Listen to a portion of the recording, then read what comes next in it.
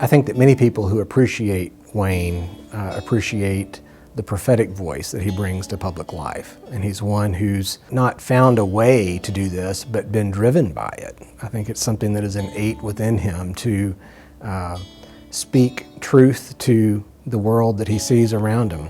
And that is a truth, I think, that is that you see very much exhibited by artists. It's the same impulse, I think, to inform the world by reflecting back to the world the realities that they see. And what he does in scholarship and in public speaking and in editorial writing, I think function in ways that are very similar to what you can see in the power of painting and music and dance. They are human expressions of some very profound truths as he sees them. I guess our paths began to cross about 25 years ago, and I began to lecture at some forums like Southern Historical Association, and he would be in the audience. And then I began to read some of his books, like Poor But Proud, and he's a person I've admired, through the years. Well, there's two things about him. One is that he is an exceptional historian. His research is impeccable, his writing is clear and concise. He's just a good scholar. He also brings to scholarship a personal interest and a passion.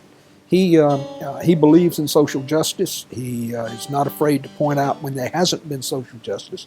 And he is very much attuned to what the Bible refers to as the least of these.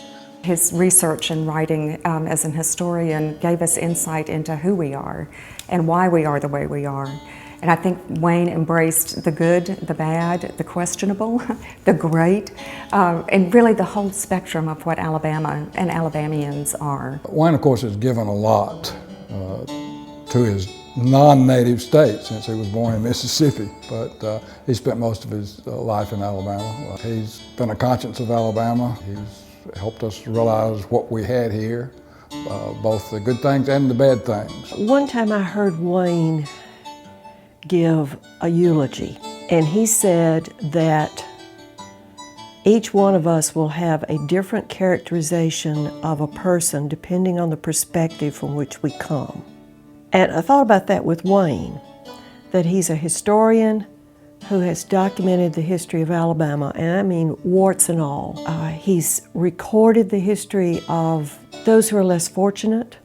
He's taken their oral histories, he's told about their life stories, and then he becomes an advocate for how you change some of their circumstances. But I don't think there's been another historian in the recent past who has taken such a public role in society and in constantly bringing forth his ideas and using his research and sharing it with people.